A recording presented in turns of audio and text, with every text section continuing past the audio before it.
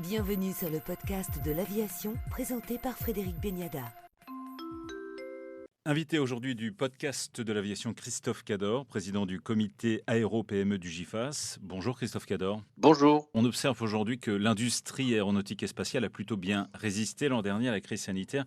Qu'en est-il précisément des PME du secteur ? Les PME ont suivi le rythme des donneurs d'ordre quand elles fournissent les maîtres d'œuvre et les avionneurs français. Moi, je dirais que l'aéronautique a bien résisté depuis 2 ans, puisque en fait, ça n'a pas été l'effondrement et Airbus, Safran, Dassault et Thales ont maintenu des cadences fortes, y compris dans l'aviation commerciale. Donc les PME dans le sillage, elles ont fortement baissé en 2021 et là, elles redressent, je dirais, en ligne avec les augmentations de cadence. Grâce essentiellement au plan de soutien massif du gouvernement ? Elles ont pu tenir pour 2 raisons, grâce effectivement au plan de soutien du gouvernement, la PLD et les PGE notamment, mais aussi grâce au fait que leurs clients, c'est-à-dire les avionneurs et les équipementiers, ne se sont pas effondrés. Justement, ça a été beaucoup moins violent que ce qui s'est passé aux États-Unis, par exemple. On a la chance en France d'avoir des leaders mondiaux avec des produits qui sont appréciés par leurs propres clients et ils continuent à prendre des commandes. C'est le militaire qui a soutenu le civil pendant cette crise ?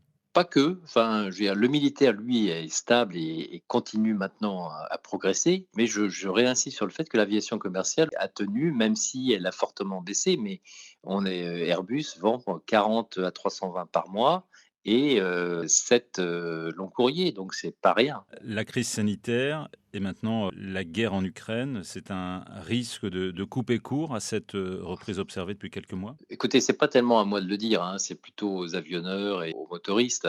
Moi, j'écoute ce que dit le président du GIFAS et le président d'Airbus, Guillaume Faury. Il dit l'impact, il y a un impact, mais il est relativement limité. Peu d'entre nous, je parle des PME, ont des comptes, des liens directs avec la Russie, et eux, par contre, s'ils avaient des liens directs, c'est l'arrêt total. C'est quoi le risque aujourd'hui ? C'est une pénurie de matières premières ? Alors, il y a un risque, le risque commercial d'Airbus et des autres équipementiers avec leur flux d'activité en Russie et en Ukraine. Et puis, effectivement, il y a, je dirais, ici ou là, un sujet de matière, notamment le titane, mais qui aujourd'hui n'est pas sous embargo, hein. Donc, il continue à y avoir des flux et la filière se prépare pour le moyen terme pour limiter fortement la dépendance dans ce type de situation. Au plus haut niveau, à la fois du GIFAS, mais des donneurs d'ordre, il y a des cellules de crise qui organisent, je dirais, les flux de matière et c'est un risque mais qui est appréhendé. Risque aussi de flamber des prix comme on le voit sur d'autres secteurs ? Alors, risque de flamber des prix, pas en lien forcément avec l'Ukraine, mais effectivement, toutes nos lignes d'appro prennent des augmentations fortes. Pour les PME, c'est un vrai sujet. Ça les fragilise, elles qui ont en plus le PGE à rembourser. Donc, beaucoup d'entre nous sont dans des situations délicates et c'est pour ça que nous les engageons à contacter leurs donneurs d'ordre pour faire état de leurs difficultés et essayer de trouver des solutions. Mais vous êtes plutôt optimiste sur les années à venir ? Je suis à la fois optimiste parce que nos clients le sont, parce que la progression du transport aérien n'est pas remis en cause. Le fait que les nouveaux produits d'Airbus soient beaucoup plus économes en carburant et beaucoup plus green permettent d'envisager l'avenir avec un certain optimisme, mais aussi concerné par le sort de certains de mes collègues qui sont en souffrance, hein, et sur lequel il faut qu'on trouve des solutions.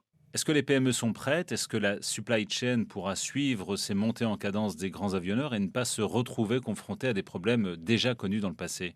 Alors, d'abord, si vous voulez, les augmentations de cadence, elles sont connues pour les 3-4 ans qui viennent. Donc, on ne découvre pas. On a une feuille de route qui est tracée par les avionneurs et les motoristes et les maîtres d'œuvre en général. On sait aujourd'hui ce que notre plan de charge des années qui viennent. Modulo des négos, modulo un certain nombre de choses. Mais globalement, on sait combien Airbus envisage de vendre d'avions en 2025, par exemple. Donc, c'est à nous de nous préparer. À la fois sur le plan financier, hein, faire des projections fines sur la trésorerie et mesurer l'impact du PGE, mais aussi sur les matières, positionner nos matières pour être capable de produire, mais aussi sur le recrutement et sur l'outil industriel. Finalement, vous allez recruter et vous lancez une vaste campagne de recrutement. Ouais. Toute la filière va recruter, hein, on estime le besoin à 15 000 personnes cette année et probablement dans la même tendance les années qui viennent. Donc, on a aujourd'hui un problème de recrutement et c'était déjà le cas avant même la crise, hein. On avait au GIFAS lancé un programme pour favoriser l'attractivité de la filière chez les jeunes. Mais là, on veut recruter à la fois continuer notre effort sur l'attractivité du métier dans l'industrie, et dans l'industrie aéronautique en particulier, mais aussi chez les moins jeunes, des gens qui ont été, je dirais, qui ont subi je dirais, des baisses dans d'autres secteurs d'activité comme l'automobile et qui souhaitent se réorienter vers une filière d'avenir et une filière qui offre des CDI. Attractivité sur des métiers parfois mal connus? Oui, tout type de métier de l'industrie, tout type de métier, traditionnel de l'entreprise, et industrielle, ça nous intéresse et en plus, on s'engage à former des personnes qui auraient des profils un peu, je dirais, différents de ceux qu'on pourrait vraiment rechercher. C'est-à-dire? Les métiers qui sont le plus en difficulté chez nous, je dirais, sont, à la fois sur la qualité, sur la chaudronnerie, le câblage, la peinture et cetera et tous ces métiers, nous devons les adresser et si on n'a pas des gens, des personnes, des profils qui correspondent exactement à notre besoin, à nous de les former. On veut être au rendez-vous, nous les PME, des progressions de cadence. Vous rappelez le nom de cette campagne? Ça s'appelle l'Aéro Recrute, hein, c'est une grande campagne nationale qu'on a lancée principalement sur les réseaux sociaux et qui vise à faire correspondre les besoins des entreprises, les grands groupes et les PME et les profils qui sont disponibles pour un nouveau challenge. Merci Christophe Cador, président du comité aéro-PME du GIFAS pour le podcast de l'aviation. Merci monsieur.